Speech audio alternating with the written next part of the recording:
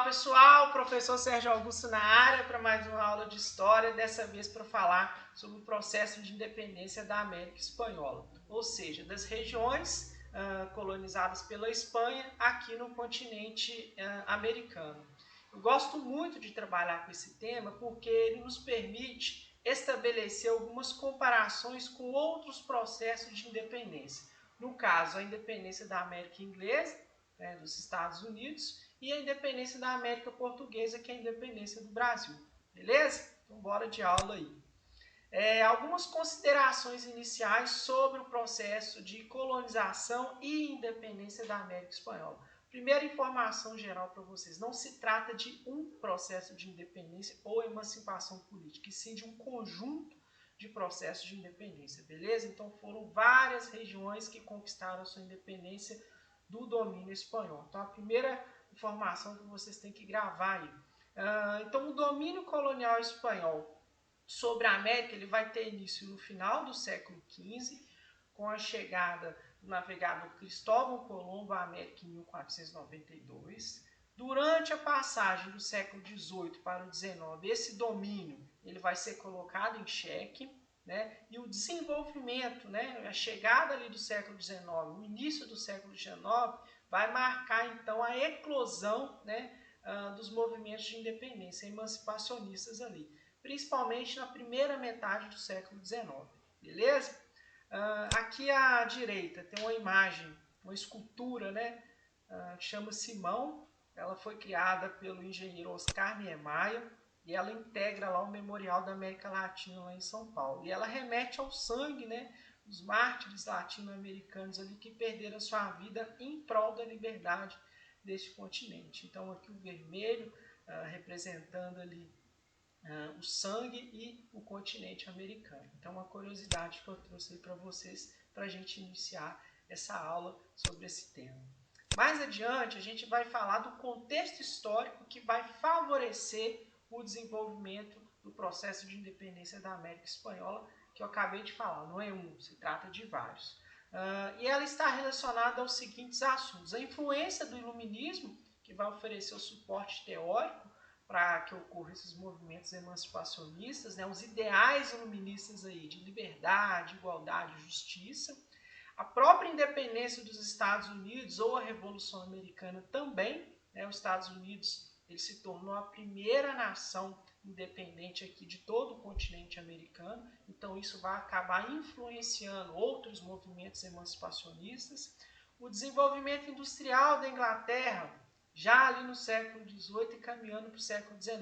Então a Inglaterra ela tinha grande interesse que essa região que era colonizada pela Espanha conseguisse a sua independência, porque a Inglaterra conseguiria chegar nesse mercado que então, através do Pacto Colonial, né, era, vamos falar assim, o comércio ele acontecia somente com a Espanha. Então a Inglaterra tinha um interesse econômico nesse processo de emancipação política de todas essas regiões controladas pela Espanha. Aqui a influência da Revolução Francesa também, pelos seus ideais, né, a questão do domínio ali da aristocracia francesa sobre o seu povo conquistando aquela a liberdade, enfim, tendo os direitos reconhecidos, vai acabar influenciando vários movimentos aqui, inclusive a independência do Haiti, que a gente vai ver lá no finalzinho.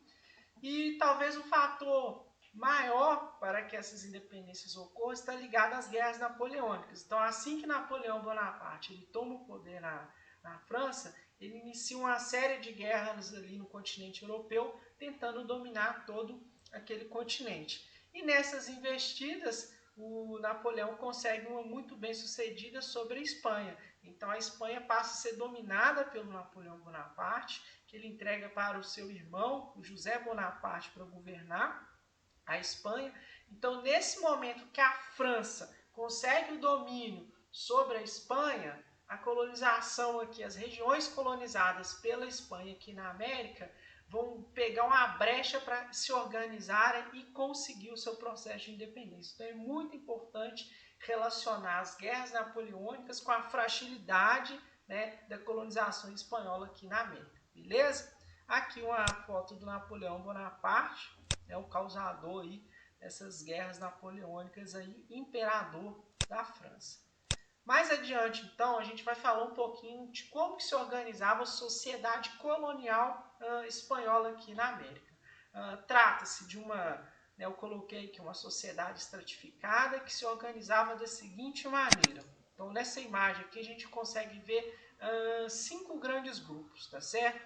Os chapetones, o principal grupo aí, detentores dos cargos públicos mais importantes, os grandes proprietários de terra, mas principalmente detentores dos cargos públicos da administração colonial. Eles eram espanhóis, né, portanto nascidos na Espanha, que vieram aqui para a América para organizar e administrar a colonização espanhola aqui. Abaixo deles a gente tinha os crioulos, que são descendentes desses espanhóis, ou seja, eles são nascidos aqui na América, tá certo? E eles são excluídos dos cargos de administração e política mais altos. Eles estão ali num segundo escalão, mas eles são grandes proprietários, né, e médios proprietários de terras, tá certo? Então eles têm grande poder econômico e pouco poder político. Os chapetones têm mais poder político e menos poder econômico. Isso é muito importante também. Uma camada intermediária ali, que são os mestiços, né? Tem essa ligação, essa miscigenação aí entre índios e negros, enfim, espanhóis e descendentes. Abaixo deles a gente tem os ameríndios, que são os nativos americanos, que são a maior parte dessa população, tá certo? O que restou do processo de colonização empreendido aqui pelo Hernán Cortés e o Pizarro, colonizadores espanhóis depois da chegada do Cristóvão Colombo, e os negros africanos chegaram aqui para ser utilizados como mão de obra escrava. Beleza? Então essa era a organização dessa sociedade totalmente estratificada. Aqui tem um quadro bem interessante que eu coloquei aqui, ó, que essa relação dos chapetones e crioulos é muito importante. Os chapetones, eles então possuem o poder político, eles ocupam os maiores cargos políticos da administração colonial espanhola aqui na América. Já os crioulos, certo? Eles estão num segundo escalão, mas eles são os detentores da questão do poder econômico.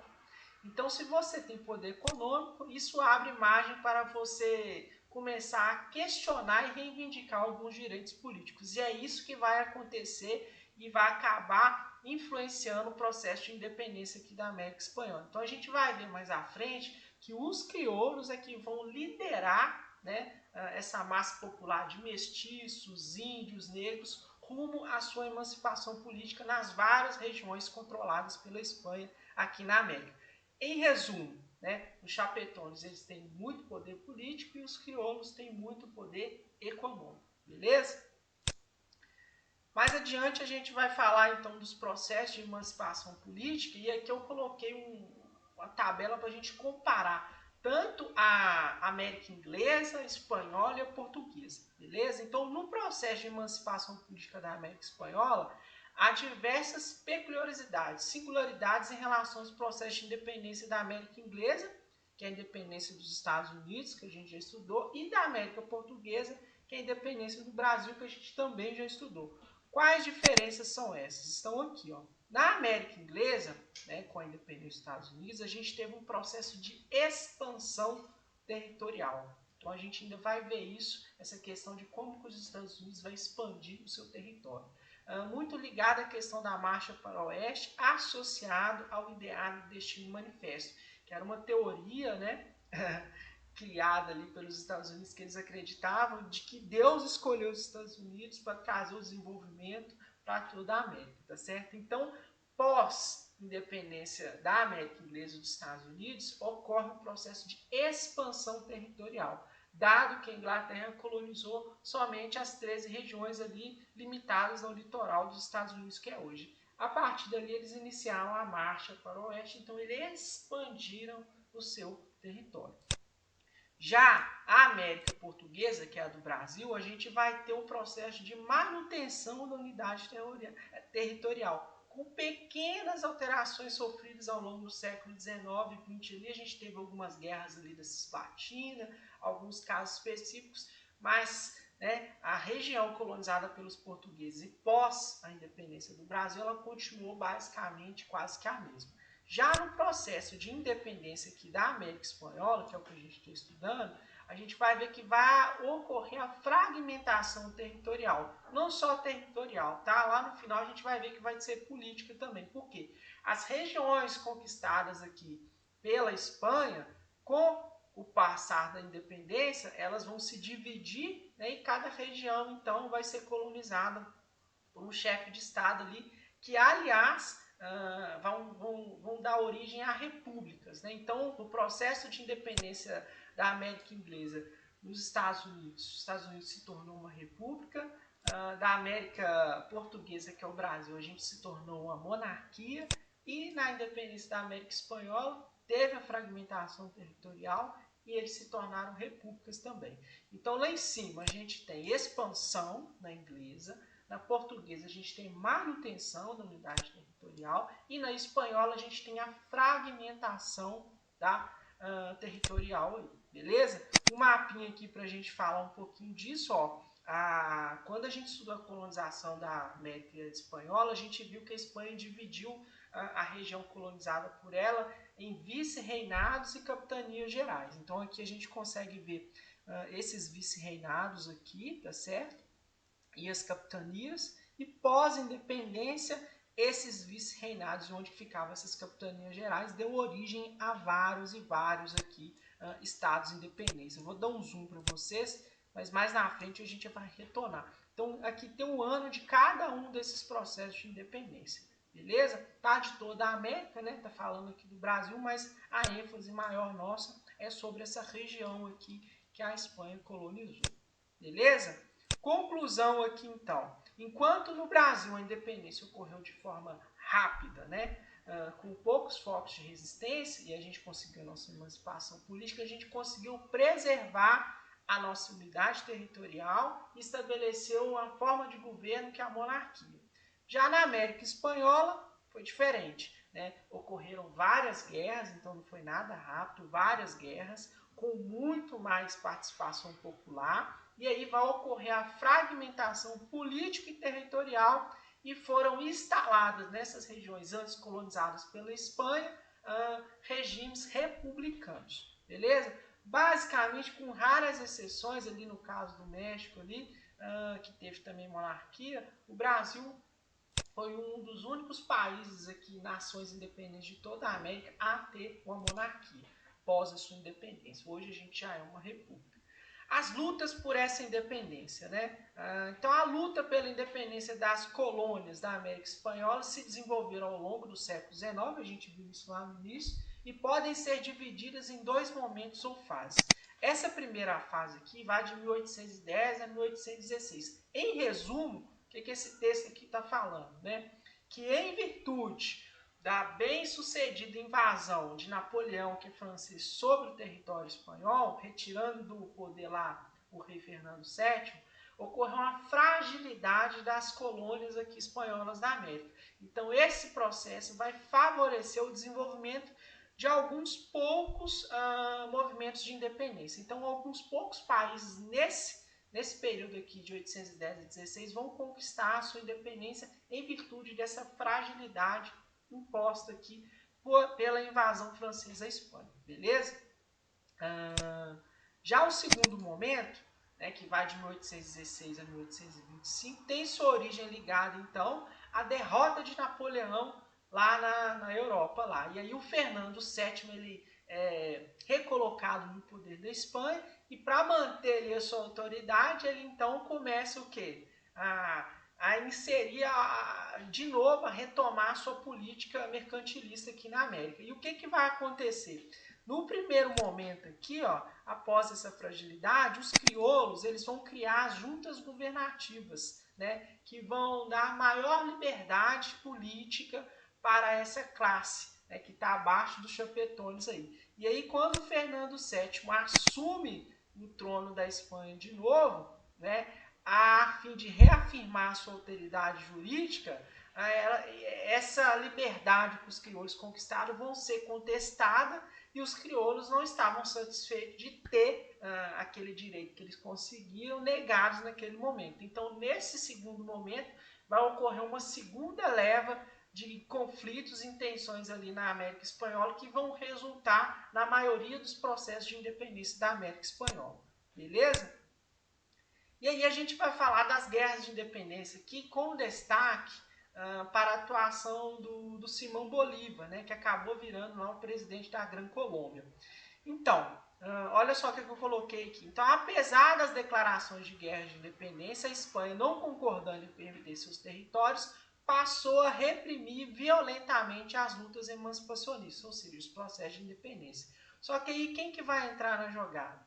A Inglaterra, né? Então, a Inglaterra vai apoiar esses movimentos de independência aqui na América Espanhola, por quê?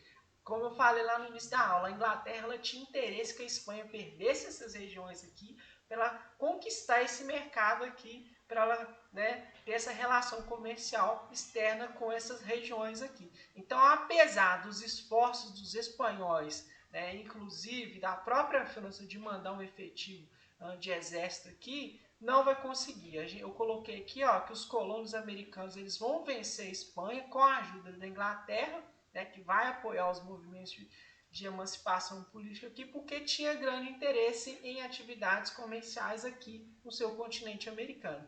E assim vai se desenvolver. Então, a maioria dos processos de independência da América Espanhola vai ocorrer nesse segundo momento. E aí, pós-independência dessas regiões aqui conquistadas pela Espanha, a gente vai ter ali o Congresso do Panamá, que foi idealizado pelo Simão Bolívar, que é um dos líderes, né, crioulos aí nesse processo de independência. A gente também tem o José de San Martín. E esse Congresso do Panamá, ocorrido em 1826, organizado pelo Simão Bolívar, ele tinha como objetivo o quê? Reunir todas as nações independentes aqui, os estados independentes de toda a América, não só da América Espanhola, tá? O Brasil foi convidado, a Inglaterra, enfim, os Estados Unidos, e o objetivo dele era criar, de fato, uma confederação dos países americanos aqui em torno de um governo próprio, um único governo no caso, e seria um governo republicano. E aí, essa questão ela não foi apoiada por diversos países. Entre esses países que não apoiou esse Congresso do Panamá, que é essa união, né, de toda a América em torno de um único governo, foi o Brasil. Né? Por quê? O Brasil aqui não concordou. Primeiro que o Brasil, depois da independência, virou uma monarquia. Então não interessava o Brasil fazer parte de um único governo que fosse então republicano. E, logicamente, também o segundo ponto que o Bolívar falava, além de se tornar, né, uma república, ia ser abolida a escravidão. Algo que, né, a escravidão acontecia no Brasil e era uma dos sustentáculos do Império Brasileiro. A gente tem três: a igreja, a questão da escravidão e a força militar ali das Forças Armadas. Então o Brasil não apoiou. Os Estados Unidos, por outro lado, também não apoiou pelos seus motivos. Quais motivos são esses? Os Estados Unidos não viram com bons olhos o surgimento, né, de um Estado grande, forte, que fosse capaz, então, de se opor à pretensão dos Estados Unidos de exercer sua influência sobre toda a América Latina, tá certo? Então ele vai se opor e nem vai ir nessa reunião.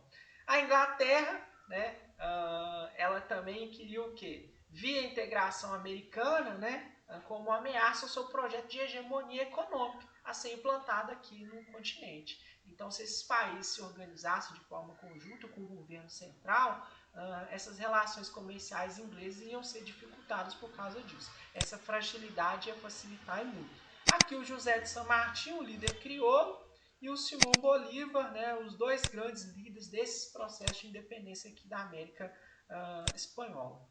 Mais à frente a gente vai falar de um caso singular, que é o caso da independência do Haiti, que vai ocorrer ali em 1804. Então o Haiti, ele fazia parte da atual Ilha Espanhola, né, que está aqui na região aqui, ó, que depois foi rebatizada para São Domingos. Ela foi rebatizada com o nome de São Domingos. Enfim, o caso do Haiti ele é singular porque o Haiti ele vai ser colonizado por duas grandes metrópoles europeias, a França e a Espanha. A parte ocidental a França e a parte oriental a Espanha. Então o Haiti é um caso singular porque ele foi o segundo país de toda a América se tornar independente.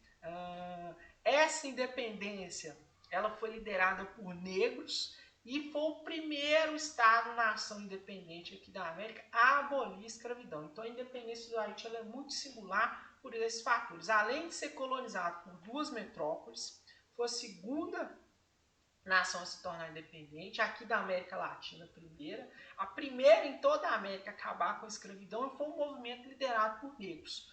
Dois negros muito significativos aí nesse processo aqui, ó, o Louverture e o Dessalles, tá certo? E conclusão, então, do processo de independência da América Espanhola. Então, o processo de colonização, né, de independência das colônias da América Espanhola, elas vão ganhar força ali no início do século XIX, se aproveitando da fragilidade política da Espanha, que foi dominada pelas tropas do Napoleão Bonaparte, tá certo? Então, o rei Fernando VII ele foi retirado do poder, né? Então, ali já começa uma leva de movimentos de independência da América Espanhola. Quando ele retorna, ele quer reafirmar sua autoridade política, isso causa mais intrigas ainda e tensões, e aí acontece a segunda leva de independência desses países. Outra coisa aqui que é importante, os movimentos emancipacionistas eles foram conduzidos principalmente pelos crioulos e contaram com a participação de negros, mestiços e até mesmo de indígenas, liderado principalmente pelo Simão Bolívar e o José de San Martín, que a gente viu lá na outra imagem. Aqui de novo aquele mapa com todos os anos dos processos de independência aqui da América Espanhola, Portuguesa, né? Só não pegou a América Anglo-Saxônica, que é a América inglesa, que está lá em cima, mas todos os processos aqui, ó, o Chile, 1818, a Argentina, 1826, Uruguai, 1828, enfim, Paraguai, 1811, Bolívia, 1825, Peru, 1824, Equador, 1822, Colômbia, 1819, Venezuela, 1819, Haiti, né, o primeiro aqui da América Latina, o segundo de toda a América, 1804, da América Portuguesa a gente tem o Brasil, 7 de setembro de 1822. Para concluir aqui, né, pós-independência, então, a América Espanhola, os vice-reinados se dividiram, se tornaram nações republicanas independentes, promovendo não só a fragmentação territorial, mas política. Na América Portuguesa, que é o caso do Brasil, foi mantida a unidade territorial e a adoção do sistema monárquico. Eu trouxe essas características e essas diferenças porque sempre estão sendo cobradas nas provas do Enem. Detalhe, vou deixar na descrição do vídeo esses slides que eu utilizei para fazer essa videoaula. Muito obrigado e até a próxima aula de História. Tchau!